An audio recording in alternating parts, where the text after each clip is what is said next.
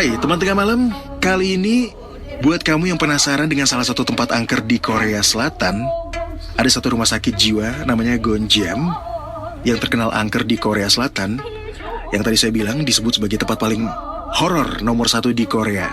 Korsel memang selama ini dikenal dengan keindahan negaranya, seperti Pulau Jeju dan juga Busan, serta hawa romantis atau suasana romantis di Nami Island, dan juga cerita-cerita drama Korea yang sangat super romantis.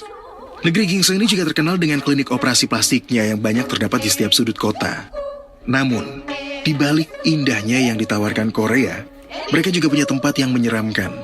Jika Jepang punya hutan Aokigahara, maka Korea Selatan punya rumah sakit jiwa Gonjiam. Berlokasi di sebuah bukit kota Gwangju, Provinsi Gyeonggi-do, Rumah sakit jiwa Gonjiam atau yang dikenal sebagai Gonjiam Psychiatric Hospital dikenal punya reputasi baik pada masanya. Jadi gak heran rumah sakit yang telah berdiri sejak pertengahan tahun 1950-an ini bukan hanya diisi pasien gangguan jiwa biasa, tetapi juga tentara yang mengalami depresi. Apalagi karena dulunya rumah sakit ini dikelilingi daerah pemukiman penduduk sehingga memudahkan pengunjung untuk mengakses tempat ini. Tapi sayangnya, kini rumah sakit Gonjiam sudah tidak beroperasi lagi. Bangunan rumah sakit ini sudah rusak parah, tidak terawat, serta dipenuhi rimbunan tanaman liar yang membuat kesan angker dari tempat ini semakin terasa kuat. Aura mistis juga mengelilingi daerah ini. Reputasinya sebagai rumah sakit jiwa yang baik juga berubah menjadi rumah sakit jiwa berhantu. CNN bahkan pernah menyebutkan rumah sakit Gonjiam sebagai salah satu tempat terseram di Korea Selatan. Selain karena lokasinya, kesan angker dari rumah sakit Gonjiam juga terlihat dari cat dindingnya yang sudah mengelupas, barang-barang berserakan, sampah, dan benda-benda yang sudah tertutup debu, dan juga aura dari lokasi tempat ini sangat tidak enak sekali. Menurut isu yang beredar, pasien dan perawat di Gonjiam Psychiatric Hospital meninggal secara misterius. Seperti ada yang meninggal di ruangan masing-masing atau di depan meja dalam kantor mereka. Tidak adanya keluarga pasien yang membuka suara membuat kejanggalan ini menjadi rumor horor di Korea Selatan. Ditambah lagi alasan kematiannya pun beragam. Mulai dari pengelolaan limbah yang tidak terurus, kemerosotan ekonomi yang membuat pihak rumah sakit tidak mampu mengurusi pasien dan rumah sakit, hingga eksperimen dokter gila yang berkembang seiring menyebarnya rumor horor tersebut. Konon dulunya merupakan rumah bagi para pengidap penyakit mental seperti skizofrenia dan gangguan kepribadian. Banyak pasien yang melakukan bunuh diri atau membunuh orang lain atau pasien lain yang ada di sana. Rumah sakit Gonjiam sendiri masih beroperasi hingga tahun 1995. Namun pada 1996, sang pemilik rumah sakit justru kabur ke Amerika saat pemerintah setempat menyelidiki tempat itu. Saking terburu-burunya kabur, sang pemilik kabarnya tidak sempat memindahkan semua barang-barangnya. Sehingga pada saat Anda memasuki rumah sakit Gonjiam saat ini, masih banyak barang-barang yang bisa Anda temukan di lokasi. Reputasi seram di rumah sakit ini bahkan diangkat dalam sebuah film layar lebar Korea berjudul Gonjiam Haunted Asylum.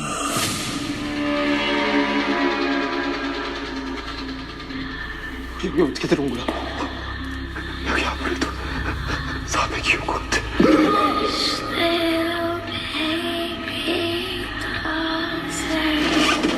사람이 들어가도 되는 거야, 차가?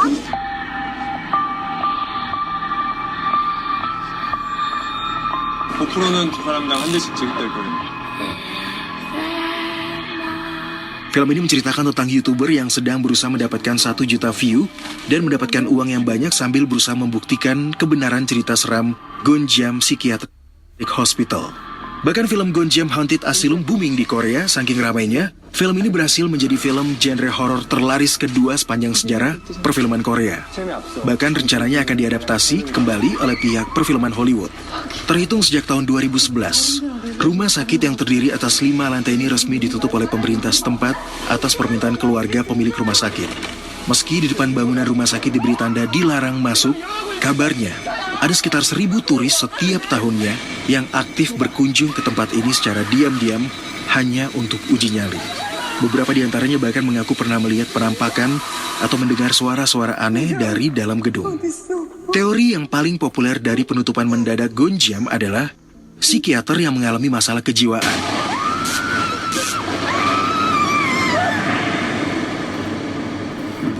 Kemudian melakukan eksperimen kejam terhadap para pasiennya. Ketika hal ini diketahui oleh pemerintah Korea Selatan, ia langsung menutup rumah sakit dan sang pemilik kabur ke Amerika Serikat. Teori konspirasi lainnya mengatakan terjadi kematian pasien secara misterius di Gonjiam yang memaksanya berhenti beroperasi. Beberapa orang menduga bahwa kematian misterius itu disebabkan oleh hantu-hantu pasien terdahulu yang kembali untuk membalas dendam atau mengganggu dan meneror gedung rumah sakit ini. Akhirnya rumah sakit jiwa ini pun ditutup untuk umum dan dibiarkan terbengkalai dan kosong hingga lebih dari 22 tahun. Kesan yang membuat rumah sakit ini angker adalah bangunan yang sudah tua, gelap, ditambah kondisi yang lembab dan tidak terurus. Walaupun menyeramkan, banyak turis berkunjung ke rumah sakit ini hanya untuk sekedar melihat-lihat karena rasa penasaran ataupun berfoto-foto di sekitar lokasi.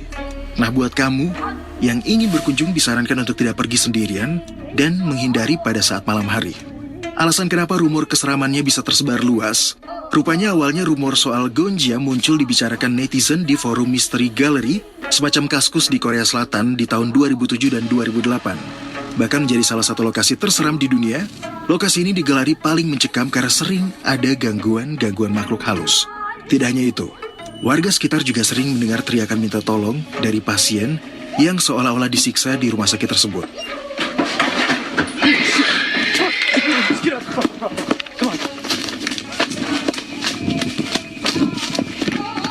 Saking seramnya, tempat ini sering dijadikan lokasi uji nyali oleh banyak YouTuber dan masyarakat luar negeri yang mencoba untuk datang ke tempat ini secara sembunyi-sembunyi dan membuktikan seseram apa tempat ini.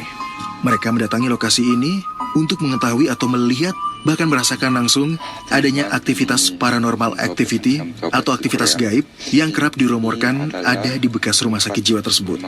Lebih depannya, rumah sakit jiwa Gonjiam yang pernah diberitakan oleh CNN News di Korea nomor 1 yang paling menakutkan. Berarti seluruh dunia termasuk nomor 7. Bisa dikatakan nomor 1, 2, tapi yang penting di seluruh dunia termasuk nomor 7. Sekarang ada di sini. Terus banyak dukun Korea, terus paranormal Korea udah menyerah datang di sini. Soalnya suasananya ini belum bisa masuk. Terus kita akan lewat pintu belakang, tapi harus cari pintu depannya, tidak boleh masuk. Katanya ada yang bunuh diri, biar tidak ada anak nakal macam-macam.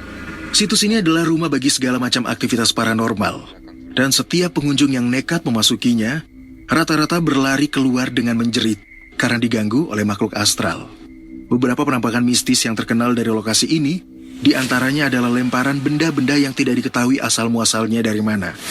Terdengar bisikan misterius, hingga goresan gaib yang membuat seseorang seperti tergores hingga berdarah.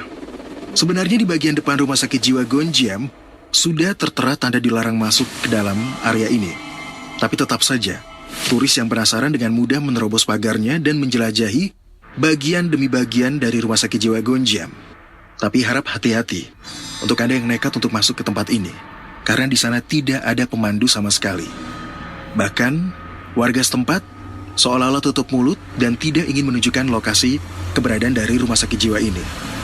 Saking viralnya lokasi ini, tiap tahunnya banyak turis yang terus berdatangan ke sana untuk sekedar menguji nyali atau melihat lokasi atau berfoto.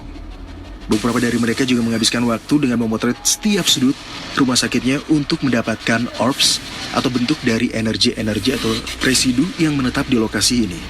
Tapi disarankan kalau Anda berminat untuk datang, sebaiknya jangan datang sendirian.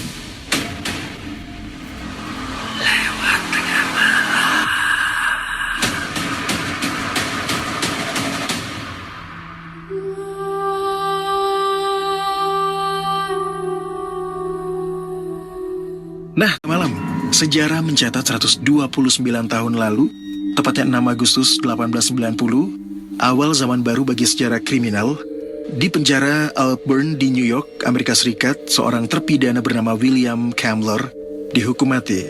Dan ini pertama kalinya menggunakan hukuman duduk di kursi listrik. William Kamler dieksekusi mati karena membunuh pacarnya Matilda Ziegler dengan kapak.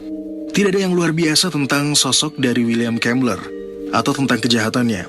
Kisah hidupnya yang tidak biasa atau kasus kriminal yang dia buat tidak biasa, justru metode eksekusi matinya yang luar biasa. Nah, berikut ini kisah kematian William Kamler yang dikutip dari crimescribe.com. Sebelumnya, bentuk hukuman mati bagi orang Amerika itu adalah digantung, ditembak, ditenggelamkan, bahkan juga dibakar. Tetapi tidak ada yang pernah disetrum di atas kursi listrik. Setelah William Kemmler tewas di atas kursi listrik, muncul banyak perdebatan tentang apakah metode ini harus dilakukan lagi. Tapi akhirnya pada masa itu jenis hukuman kursi listrik dipandang lebih beradab daripada hukuman gantung. Bahkan sejarah mencatat ada lebih dari 4.000 sengatan listrik dalam sejarah hukum Amerika sejak eksekusi pertamanya William Kemmler. Dan ini menjadi pilihan untuk penjara-penjara Amerika melakukan pengendalian para kriminal kelas berat. Dulunya di sejumlah negara bagian Amerika membuat tiang gantungan untuk memberikan hukuman mati kepada terpidana. Tapi rupanya juga mencoba untuk inovasi-inovasi baru, yakni hukum mati di kursi listrik. Seorang algojo asal Inggris bernama Albert Pierpoint pernah secara terang-terangan mengecam orang Amerika dan perangkat eksekusi mereka yang mengerikan. Lantas, dari mana sebenarnya datangnya ide kursi listrik? Ide sengatan listrik datang dari seorang dokter gigi, Alfred Southwick dari Buffalo, New York. Alfred telah melihat begitu banyak terpidana yang mati dalam sekejap. Sebagai pendukung setia hukuman mati, Alfred memutuskan untuk membuat teknologi baru yang dapat dipakai untuk membunuh orang dengan cara yang lebih cepat. Dia akhirnya berpikir untuk membuat kursi dengan tali pengikat, dan ini menjadi cara terbaik untuk mengalirkan arus listrik ke narapidana. Ketika ide itu bergulir dan mulai dirancang, William Kemmler justru hadir tepat di tengah-tengahnya. Artinya, saat itu William Kemmler memang terpidana mati. William Kemmler seorang pemabuk yang kejam, dan akhirnya dia dipilih sebagai orang pertama yang harus merasakan hukuman mati duduk di kursi listrik. William Kemmler ditakdirkan untuk mengambil tempat utama dalam sejarah kriminal eksekusi kursi listrik. Tepatnya di lokasi penjara Auburn, Edwin Davis membantu menyempurnakan sentuhan terakhir pada kursi listrik. Edwin Davis adalah kontraktor listrik yang memenuhi syarat di penjara Auburn dan juga merupakan pilihan yang sempurna untuk menjadi eksekutor. Bahkan Davis juga melatih dua anak didiknya, John Hartburg dan Robert Elliot, untuk berperan juga sebagai algojo. Dan akhirnya ketiga pria ini dalam sejarah eksekusi mati nantinya akan mengeksekusi lebih dari 700 tahanan. Pada tanggal 6 Agustus 1890, kursi listrik telah dipasang dan dihubungkan ke generator penjara dan segera diuji coba. Petugas sipir Charles Darston segera membangunkan William Kemmler pada pukul 5 pagi. Dia memberikan sarapan terakhirnya dan menyuruhnya untuk berpakaian rapi. Tepat pada pukul 6:30 pagi, ritual suram dimulai. William Kemmler dibawa ke sebuah kamar di hadapan 17 saksi, termasuk 3 dokter dan banyak wartawan. Dia ditanyai kata-kata terakhirnya. Dia sempat berucap, "Tenang, dan lakukanlah dengan benar. Aku tidak terburu-buru." Another life, another time. That could be you and me.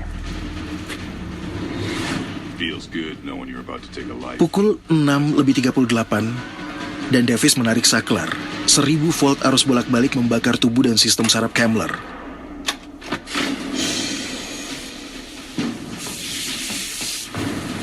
Setelah 17 detik daya dimatikan, Dr. Charles Spitzka melangkah maju untuk memastikan apakah Kemmler sudah meninggal atau belum. Namun kenyataannya tidak, Kemmler masih bernafas. Sang penemu kursi listrik Dr. Gigi Alfred Southwick dengan bangga berdiri di hadapan para saksi. Di depan tubuh Kemmler, Southwick mengucapkan kata-katanya, "Tuan-tuan, kita hidup di peradaban yang lebih tinggi dari hari ini." Dr. Spitzka kemudian buru-buru membahas apa yang harus dilakukan. Solusi yang jelas secara alami adalah menggandakan atau menaikkan tegangan dan menambah durasinya. Dia bilang, biarkan arus dihidupkan lagi. Cepat, tidak ada penundaan. Arus dihidupkan dengan cepat selama 1 menit penuh, 2000 volt disengat ke tubuh Kemmler. Rambut Kemmler yang tersisa seketika hancur. Dagingnya hangus melepuh. Pembuluh darahnya pecah di bawah kulitnya, menyebabkan dia mengeluarkan darah melalui pori-porinya. Bau asap dan bau daging terbakar yang tidak enak segera memenuhi ruangan. Sementara para saksi mencoba keluar dan menggedor pintu yang terkunci. Beberapa dari mereka pingsan dan terjatuh di lantai. Saat itu dipastikan Kemmler tewas setelah uji coba 2 kali disetrum. Surat kabar di dunia pun bersaing untuk memberitakan kisah hukuman mati pertama dengan eksekusi di kursi listrik yang paling mengerikan dalam sejarah eksekusi di Amerika Serikat saat itu.